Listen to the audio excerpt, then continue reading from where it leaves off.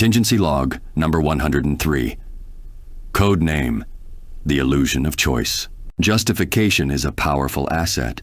To be able to convince ourselves that any action is moral and just, no matter how insane the general public may see it.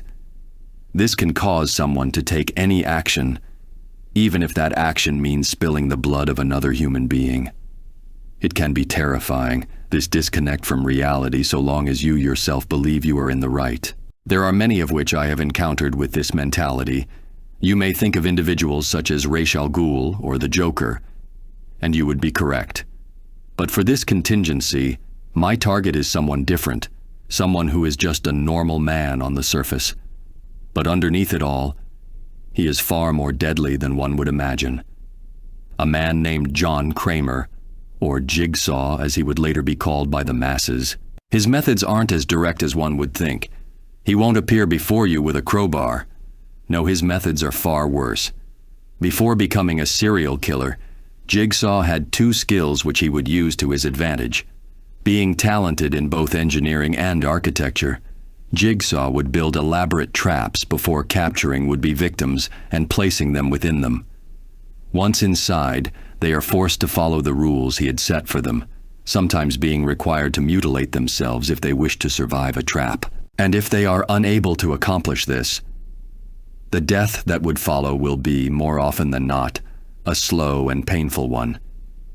Some traps, including, but not limited to, a furnace which will trap you inside before slowly burning you alive, a room where you are slowly being pulled to a saw which would decapitate you, and the reverse bear trap which, not even going to explain what that one does. Unsurprising that a twisted mind could create traps equally as twisted. Some of you may wonder, just what could be the reason? What could possibly be his justifications for subjecting people to such a horrible fate? The answer to that is not something even I expected, and also one which makes less sense when one understands what had happened to him in the past as well. The people who he had victimized, they weren't, to his view, living their lives as he believed they should. Drug dealers, drug addicts, thieves, or maybe just someone who had taken actions which Jigsaw viewed as immortal. It was people such as this which he would capture for his traps, all under the guise of giving them a choice, to see if they truly wanted to live, but giving them tasks which push their desire to survive to their absolute limit. I ask you, do you believe you have the strength of will to cut out your own eye to survive? This is not something some random person off the street can bring themselves to do, regardless of if they are living their lives to the fullest or not. But I cannot speak on his methods without speaking against the hypocrisy of his worldview. Jigsaw choosing to test people who he believes are throwing their lives away, only for him to have been just such a person before this all began. A man who, after a cancer diagnosis, chose to end his life, but survived the attempt. He didn't fight for his own survival, didn't have to commit some impossible task to survive the ordeal. He lived off luck, and luck alone. And yet this was the epiphany which brought him to choose this new path of his life.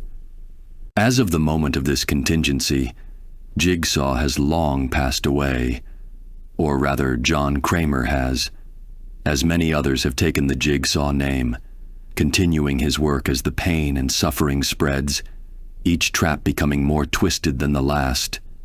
And if I'm being honest, there is something in the back of my mind telling me that he's not truly gone.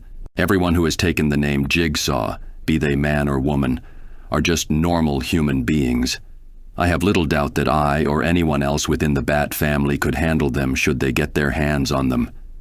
But the true difficulty is in finding them, as they will remain hidden in the shadows until they have all their victims picked out and ready for their next trap. These death traps, usually hidden in run-down and abandoned locations, and there are many in this country to choose from. However, I've managed to narrow that to either New York or Jersey, due to a few key clues of which have been seen through the Saw franchise. That said, there are still too many variables to pick from, but I believe I've found a method. With the help of Oracle, I've managed to place tracers on hundreds of would-be future targets for Jigsaw, each of which are having their patterns tracked.